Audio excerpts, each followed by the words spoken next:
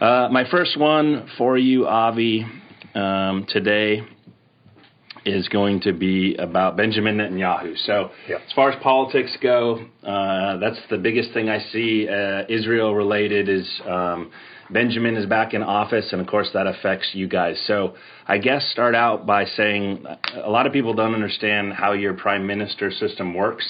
And when they see Ben in office again, they're like, wait a minute, this is like his third time. What's going on? So maybe you could just kind of explain how that goes and then what it means, because at least the media would have us believe that they're a right-wing extremist party that's overruling Israel. So what's your take on that?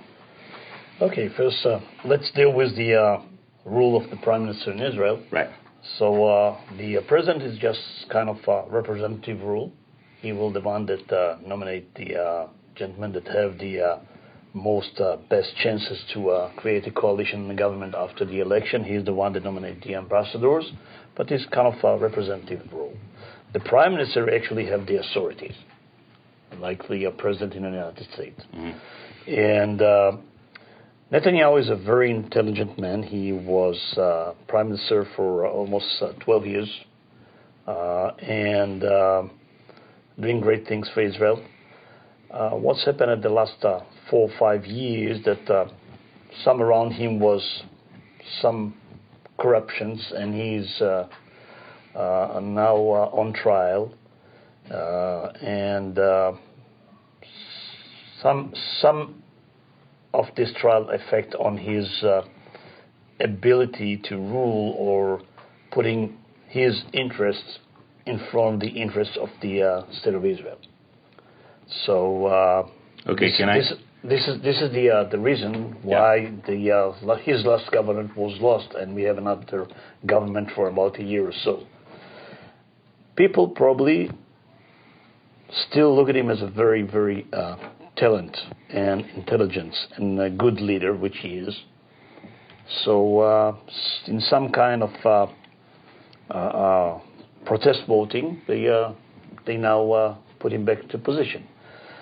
Putting him back to the position, he need to create a coalition. This coalition is made with some right-wing extremists that it's tend to be some kind of odd situation that Netanyahu turned to be the most left central wing in his government. So it will be very interesting to see how he can control all those, and it's just 2 weeks that they start, and I wish them luck, because their success is the state of Israel's success. So the governmental system is a parliamentary system. Yeah. And so Israel elects representatives that make up the parliament, right? Yeah. Okay, so how many seats in the parliament? We have 126. Personally, I think we can do great with 60, but that's the price of democracy. Why 120?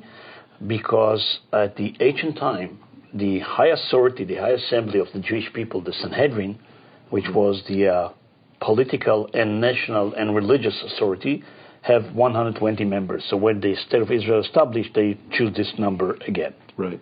And so they get politicians elected from all kinds of different backgrounds, and then the prime minister has to put together a coalition that will be the majority in parliament? At least 61 parliament members. Okay.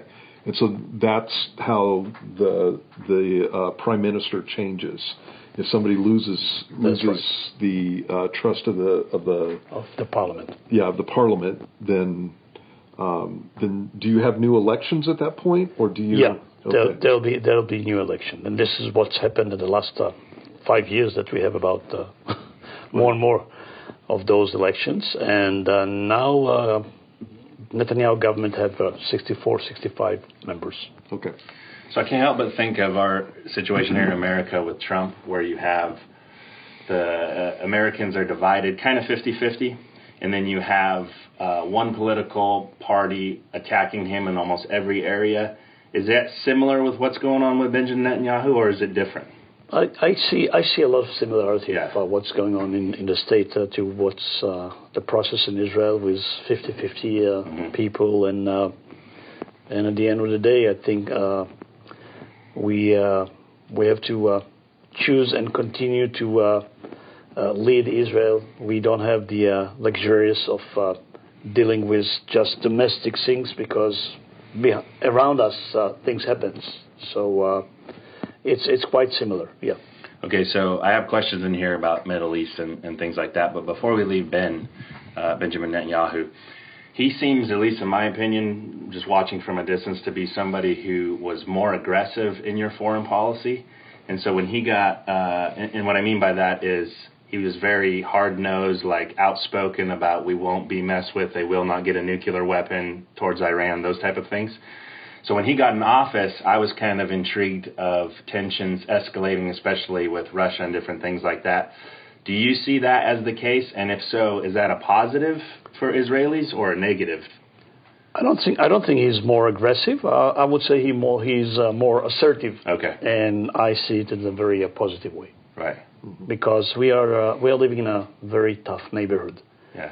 And what most of the Western world will consider as gestures, some of the nations that surround us, our enemy, will consider as a weakness. Mm-hmm. And if you will be weak over there, you won't be.